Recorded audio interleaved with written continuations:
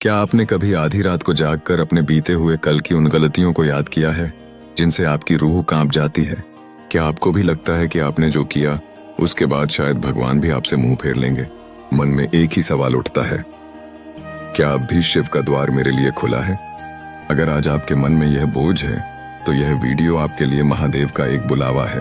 अंत तक साथ रहिए क्योंकि आज आपकी आत्मा को सुकून मिलने वाला है।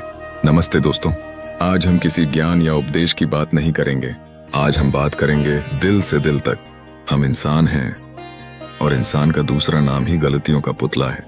कभी गुस्से में, कभी नादानी में, तो कभी मजबूरियों में हम ऐसे कर्म कर बैठते हैं जिनका पछतावा हमें चैन से जीने नहीं देता। लेकिन क्या हमारा अंत यही है? क्या एक गलती हमें हमेशा के लिए बुरा इंसान बना देती है? शिव का स्वरूप अघोर है जो सबसे टूटे हुए को भी अपनाते हैं। आज हम समझेंगे कि कैसे एक टूटा हुआ इंसान भी शिव की करुणा से फिर से खिल सकता है। इंसान होने की सच्चाई।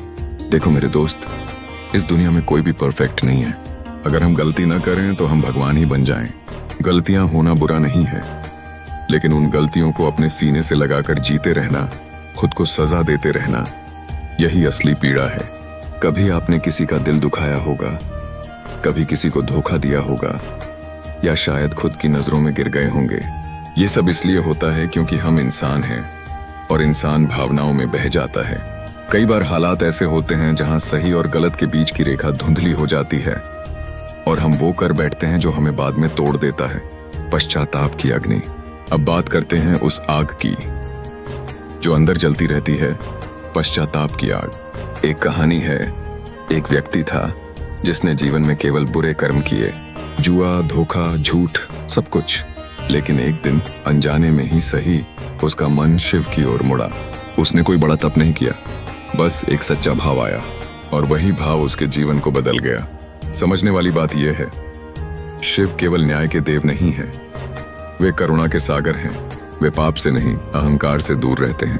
अगर आप अपनी गलती स्वीकार कर लेते हैं तो वही क्षण आपका नया जन्म होता है। सच्चा पश्चाताप केवल आंसू बहाना नहीं है, बल्कि यह संकल्प लेना है कि वही गलती दोबारा नहीं दोहराई जाएगी। शिव का द्वार, स्वीकार का द्वार। शिव का स्वभाव क्या है? त्याग नहीं, स्वीकार।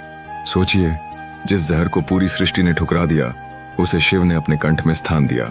जिसे समाज ने अमंगल कहा, जैसे श्मशान, राख, सांप, उन्हें शिव ने अपने श्रृंगार में शामिल किया। तो क्या वो आपको नहीं अपनाएंगे? अगर आप सच्चे मन से उनके द्वार पर जाते हैं तो वे कभी आपको खाली नहीं लौटाते। आपका अतीत सिर्फ एक पन्ना है, पूरी किताब नहीं। और हर सुबह शिव आपको एक नया पन्ना लिखने का अवसर देते हैं। समाज बनाम महादेव। यह दुनिया आपको आपकी गलतियों से पहचानेगी। लोग आपको बार बार आपके अतीत की याद दिलाएंगे, आपको जज करेंगे, आपको नीचा दिखाएंगे। लेकिन शिव ऐसा नहीं करते। वे आपके बीते हुए कल को नहीं, आपके आज के प्रयास को देखते हैं। अगर आप सच में बदलना चाहते हैं तो महादेव आपके साथ खड़े हैं।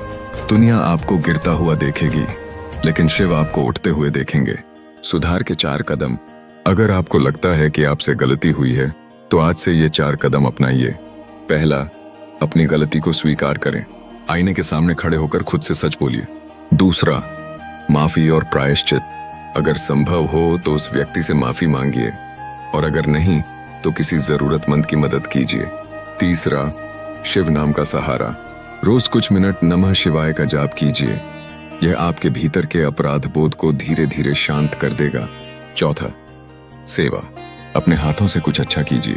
सेवा ही सबसे बड़ा प्रायश्चित है। दोस्त, अपनी गलतियों को अपनी बेड़ियां मत बनाओ, उन्हें अपनी सीढ़ी बनाओ। महादेव आज भी आपका इंतजार कर रहे हैं। वो पिता हैं और पिता कभी अपने बच्चे को हमेशा के लिए दूर नहीं करता। बस एक बार सच्चे मन से कह दो, शंभू, मैं भटक गया था, अब मुझे अपनी शरण में ले लो। यकीन मानिए, उसी पल आपका बोझ हल्का हो जाएगा। निराश मत होइए, क्योंकि शिव का द्वार आपके लिए हमेशा खुला था, है और रहेगा। अगर आज इस वीडियो ने आपके दिल के किसी बोझ को थोड़ा भी हल्का किया है तो कमेंट में हर हर महादेव लिखिए। इस वीडियो को उस इंसान के साथ जरूर शेयर कीजिए जो शायद किसी पछतावे में जी रहा है।